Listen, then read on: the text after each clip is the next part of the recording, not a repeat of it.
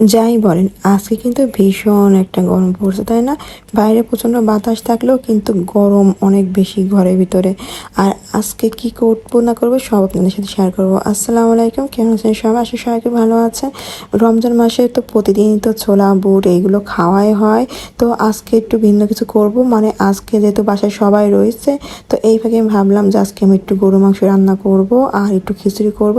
তো ইফতার দেওয়ার ইচ্ছা, তো তার জন্য এই রান্নাবান্নাটুকু করা। আর আজকে একটু জোশ নিয়ে রান্নাবান্না করলাম, যেহেতু সব সময় তো এরকম ভাজা পোড়াও থাকেই, আর আজকেও তার ভিন্ন থাকবে।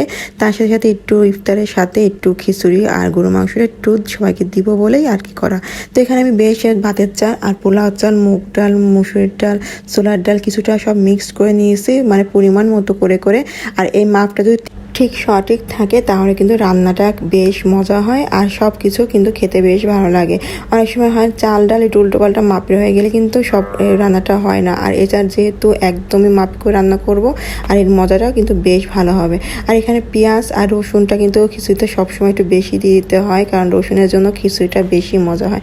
তো আমি এখানে অনেকগুলো রসুন থেতলা করে নিয়েছি, এইগুলো একটু করে আমি সব দিয়ে দিলাম। আর এখানে দিয়ে দিলাম আদা বাটা, এইগুলো দিয়ে একটুখানি একটু কষায় নেওয়ার পর এখানে দিয়ে দিচ্ছি ধুয়ে পানি সেঁকে রাখা চালটা খুব সুন্দর করে ভাজার কারণে কিন্তু এটা সুন্দর ঘ্রাণ আসে।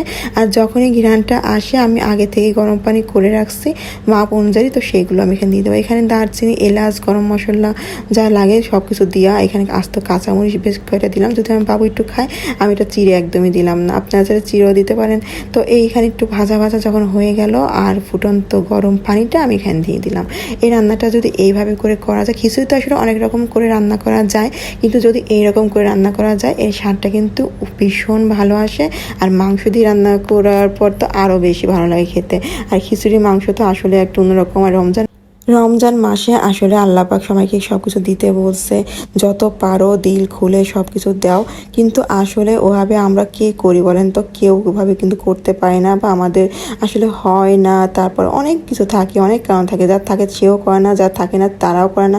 মানে আসলে সব কিছু মনের উপর নির্ভর করে। তো আমি এখানে দিয়ে দিচ্ছি পুদিনা পাতা, আর পুদিনা পাতা দিয়ে এটা আমি নিয়ে দেবো, কারণ পুদিনা পাতাটা ভিতরে চলে যাবে, এটা একটা অন্যরকম ঘ্রাণ আসে। আপনারা চাইলে কিন্তু এটা অ্যাভয়েড করতে পারেন, কারণ আমি এটা ছিল বলে দিলাম। আর এখানে দিয়ে দিচ্ছি ধনে পাতা। আর এখন এটা আমি একটু ঘি দিয়ে ঢাকনা দিয়ে বেশ অনেকক্ষণ ঢেকে রাখবো। আজকে খিচুড়িটা আমার কোনো দমে রাখতে হয়নি, কারণ চুলোতে যে পানি মাপটা আমি দিয়েছিলাম একদম সঠিক ছিল, একদম। মানে আজকে আর কোনো দম করা আমার লাগেই নাই। তো এদিকে রাতে রান্নার জন্য আমি একটু সজনের ডাঁটা দিয়ে, আলু দিয়ে আর শোল মাছ দিয়ে রান্না করব। তার জন্য এটা বসা দিলাম, যেহেতু ভাত তো খেতেই হবে না সেই জন্য। তো এর জন্য আর কি একটা তরকারি করে রাখলাম আর কি। আর ইফতারের পর তোমরা খিচুড়ি মাংসটা দিয়ে করব।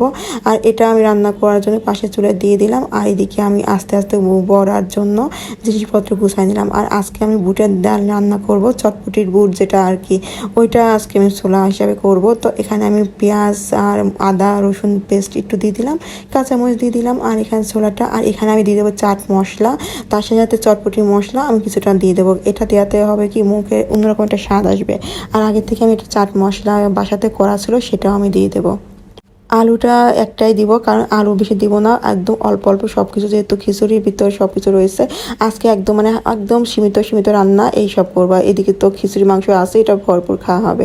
তো এদিকে আমি এখানে বড়ার জন্য সব কিছু রেডি করে ফেলছি। আর বড়াটা আমার বাবু তো খায়, ওর জন্য আমার ঝাল একটু বুঝে শুনে দিতে হয়, কারণ বাবু টুকটুক করে যেটুকু খায় আর কি, ভেঙে চুরে ফেলে, তো ওইটাই আমার কাছে ভালো লাগে। তো বড়ার জন্য এখানে বসা দিলাম আর কি। আর পাশে বেগুনিটাও করে ফেললাম। আজকে বেগুনিটা আমার সাথে খুব লক্ষ্মী একটা কাজ করছে, সে খুব ভালো ফুলছে, মানে খুব ভালো ফুলছে। সে আমি নাড়তে নাড়তে আরও কয়েকটা ভাজা হয়ে গেছিলো, তো ওইগুলো আমি দেখতেছিলাম যে আজকে কী ব্যাপার, এত সুন্দর করে ফুললো, ব্যাপার কি। তো এদিকে সব কিছু ভাজা শেষ, ওই যে দেখতে পাচ্ছেন কত সুন্দর ফুলছিল না।